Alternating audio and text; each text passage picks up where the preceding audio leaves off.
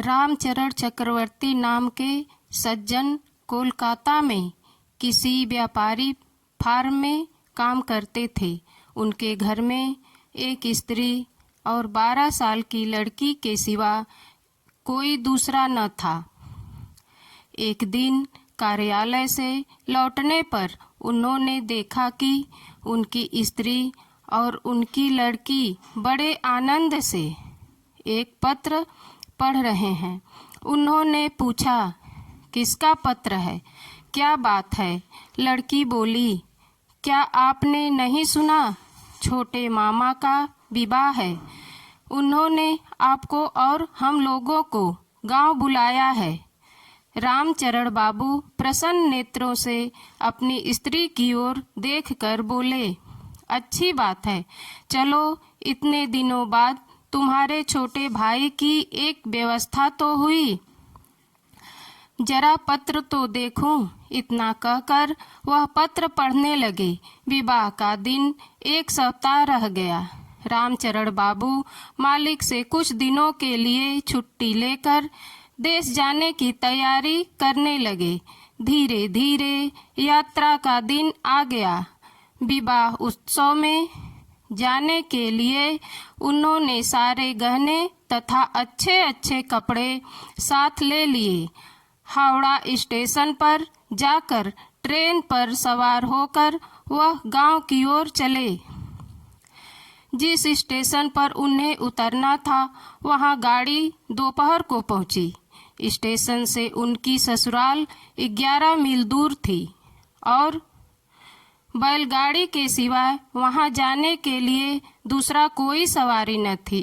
रामचरण बाबू एक बैलगाड़ी भाड़ा पर करके भगवान का नाम लेकर चल पड़े। गाड़ीवान उनके साथ तरह तरह की बातें करने लगा।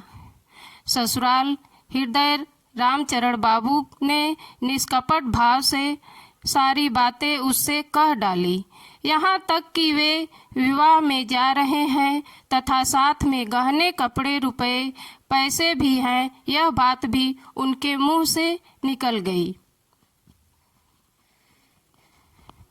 बैलगाड़ी धीरे धीरे एक वन के बाद दूसरे वन पार करके एक मैदान से होते हुए चलती रही।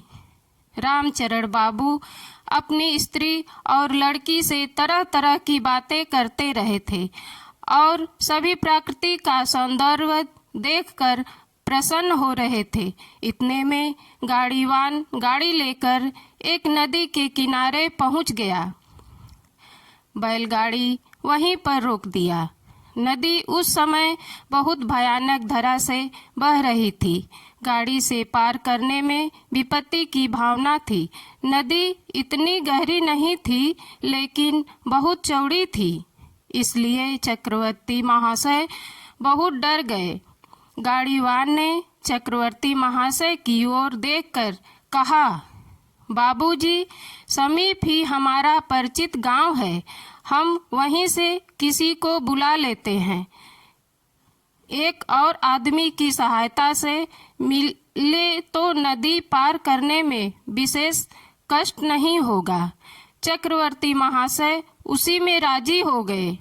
गाड़ी से तीनों को उतार के बैलों को गाड़ी से खोलकर चरने के लिए छोड़ दिया। गाड़ीवान वहां से चला गया। लगभग आधे घंटे बाद एक दूसरे आदमी के साथ वहां पहुंचा। दूसरे आदमी की यमदूत के तरह आकृति थी। हिंसा भरी क्रूर दृष्टि देखकर चक्रवर्ती जी मन ही मन डरने लगे, परंतु उनके मुंह से कोई बात ना निकली। गाड़ीवान और उसका साथी दोनों चक्रवर्ती के समीप आपका सामने खड़े हो गए और तड़क कर बोले, तुम्हारे पास जो कुछ है तुरंत दे दो, नहीं तो इस छुरे से तुम्हारा काम तमाम कर देंगे और नदी में डुबो देंगे। इतना कहकर दोनों ने बड़ी तेज धार लगाए हुए छुरे निकाल लिए। चक्रवर्ती महाशय उनकी स्त्री और उनकी सब डर के चिल्ला उठे। दोनों डाकू छुरे हाथ में लिए उनकी ओर बढ़े। चक्रवर्ती महाशय विनती करने लगे और प्राण रक्षा के लिए दोनों डाकू के चरणों पर गिर पड़े। डाकू ने कहा, तुम्हारे पास जो कुछ गहने, कपड़े और रुपए हैं, सब अभी हमारे हवाले कर दो। चक्रवर्ती ने कोई उपाय न देखकर सारे रुपए और गहने डाकू को दे दिए। धन हथियाने के बाद दोनों डाकू बोले, यदि तुम बचे रहोगे तो पुलिस को खबर कर दोगे, हमको पकड़वा दोगे, इसलिए तुम लोगों का मरना जरूरी है। इतना कहकर दोनों डाकू छुरे लिए उनकी ओर बढ़े। चक्रवर्ती और उनकी लड़की प्राण के भय से रोते रोते भगवान मधुसूदन को जोर जोर से पुकारने लगे। डाकू छुरे भोंक ही रहे थे कि अचानक एक घटना घटी। दोनों बैल समीप ही घास चर रहे थे, कोई वहां नहीं था। अचानक दोनों बैल सींग नीचे किए हुए बिजली की गति से दोनों डाकू पर टूट पड़े और अपनी सींगों से डाकुओं की चोटिल कर दिया। जहां जहां सींग लगे थे वहां वहां से बहुत जोर से खून बहने लगा। दर्द के मारे दोनों छटपटा रहे थे। एकाएक इस अद्भुत घटना को देखकर चक्रवर्ती महाशय, उनकी पत्नी और उनकी लड़की एक तरफ खड़े होकर पत्थर के समान स्तंभ बने देख रहे थे। उसी मार्ग से दूसरे राही आ गए। उन्होंने इस भीषण दृश्य को देखकर चक्रवर्ती महाशय से वहां का हाल पूछा। चक्रवर्ती महाशय ने सभी बात बताए। उसमें एक चौकीदार था, दोनों डाकू को बांध के थाने ले गया। चक्रवर्ती वहां से दूसरे राहगीरों की सहायता से दूसरी बैलगाड़ी पर चले गए। दोस्तों, कौन कहता है भगवान जीव की प्रार्थना नहीं सुनते? नहीं तो उनके बिना इन दोनों अबोध प्राणियों को डाकुओं का दमन करने के लिए किसने प्रेरित किया?